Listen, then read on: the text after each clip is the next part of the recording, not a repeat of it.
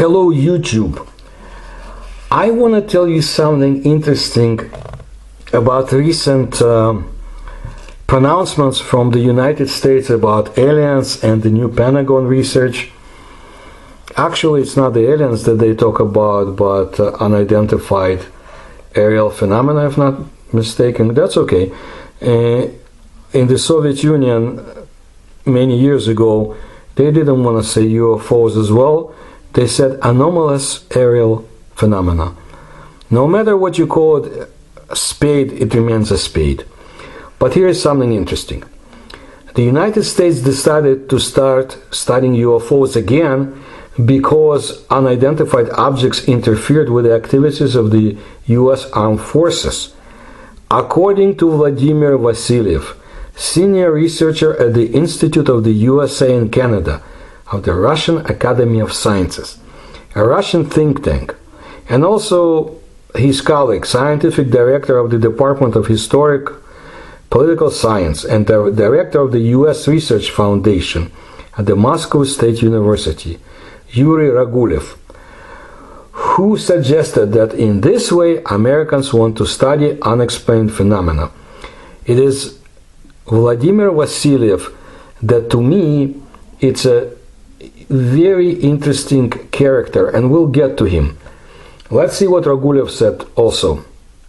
From time to time, some phenomena are recorded on the surface of the earth and in the air, which are called unidentified flying objects. Their nature sometimes is known, sometimes it's not. And there, he said, in the United States, they collect information. However, Vasiliev put forward another hypothesis. In his opinion, unidentified objects somehow interacted with the United States Armed Forces. This expert, who is well placed and I think he's well connected too, he believes that this does not exclude the possibility that the Americans are really afraid of an alien invasion. He recalled that on October 2nd, 2021, the American submarine Connecticut collided with an unidentified underwater object. According to Vasiliev, it was not possible to fully understand the situation. The object interfered with the activities of the United States Armed Forces.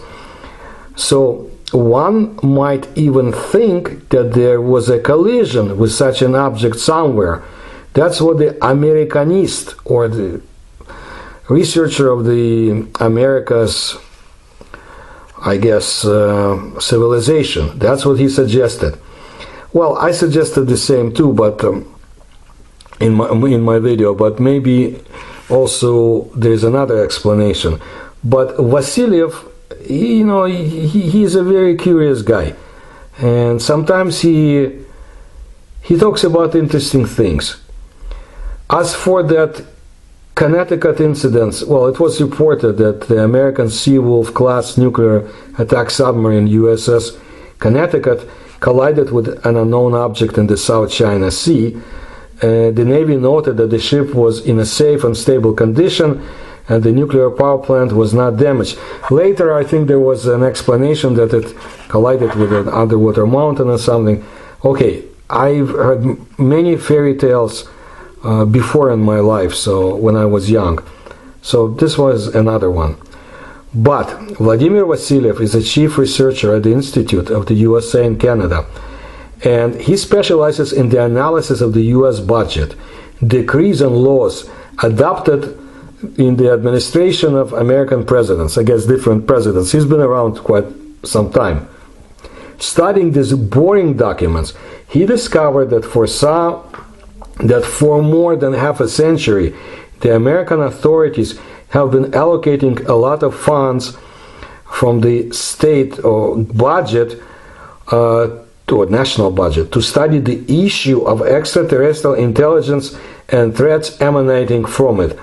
I wonder if those boring documents include some of the documents that are not available to American public but are quite available to the Soviet and later Russian intelligence, and Vasiliev has been privy to such stolen or abducted or purchased documents? Quite possible. So, Vladimir Vasiliev has reason to believe that in the early 1980s, aliens demanded that the US leadership return the wreckage of UFOs and the corpses of pilots. It is possible that they plunged, put the guards of the secret hangar into hypnosis. We're learning such interesting stuff sometimes when you pay close attention to media. Of course, I'm not expecting American hosts of the Sunday TV shows to pay attention to Vasiliev, but maybe they should once in a while. Maybe they should get out from their shell and open their minds a little bit, maybe learn something. Anyway, he continues that perhaps that is why in the 1980s the idea of Star Wars was formulated. A missile defense project began to be developed, directed, as Vladimir Vasiliev proves, not against the USSR, but against a possible threat from outer space. The whole history of the Cold War, in accordance with this concept, looks different. The United States has always been insured against a sudden attack from outer space, not from the Earth.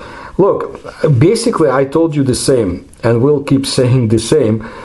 There is no conflict, and in reality the Cold War was for people like me in the Soviet Union and later escaping it, or for people in the West who learned how to duck and hide in case of a nuclear attack. At the highest levels, there was cordial agreement and preparation to ward off possible confrontation with extraterrestrial forces, aliens, call it whatever you want. And it still continues now in the outer space, and all this, to me, nonsense about satellites being attacked, this and that. They're just doing military exercises. They're preparing for something, and also showing to someone out there that if necessary, we can defend our planet. And as President Reagan said, and Gorbachev confirmed, if necessary, we will join forces. Now, there is another Russian political scientist, Americanist, I guess I have to mention him, Malik Dudakov.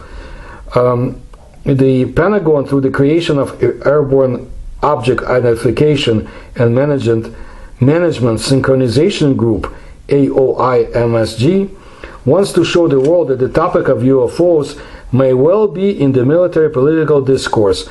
And we see how the U.S. Department of Defense has been more actively promoting the issue of the importance of identifying and studying unidentified flying objects for several years.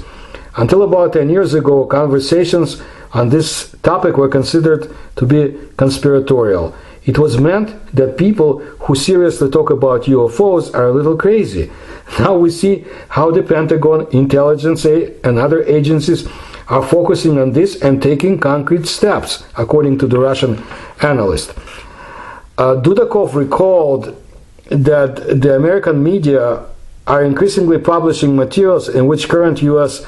officers, Pentagon pilots, admit that they often encounter unidentified objects that move very quickly and may be extraterrestrial in nature.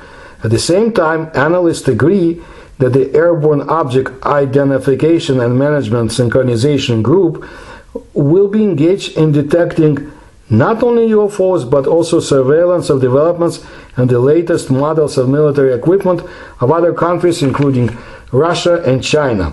Of course, the new structure will deal with this task. One does not interfere with the other, according to what another expert by the name of Litovkin believes. Now, Dudakov holds a similar position. According to him, the need for such actions can be justified by some kind of stories about secret developments of Russia, China, and other countries. All this will be used as an excuse to monitor the actions of other states on the development of weapons, he concluded. Yeah, and the other states monitor the United States. So there is nothing new about this. What's interesting is what is happening at the very top. Open your eyes, see beyond headlines, try to understand what's going on. Why are there, sudden visits from confrontational countries' intelligence services to other countries on high-level meetings? Why are there joint maneuvers? Why Russia and the United States are eagerly joining hands in the future project to fly to Venus? There's no confrontation between world powers per se. I'm talking about serious world powers. The confrontation is in the minds of semi-literate news observers on the cable news networks. Study what's going on around you. We live in very interesting times. People like Vasiliev should be at least listened to, because whether intentionally or not, they bring interesting pieces of information to us. So, of course, I'll keep reading Russian news stories and observations, and the most interesting ones I'll bring to you. Again, we live in interesting times. So to help me do such work, please support my channel. Please support me through the links you will find in the description to this video. And please tell others, and I thank those who do. And please, again, like my channel, and I appreciate the time you dedicate to my work.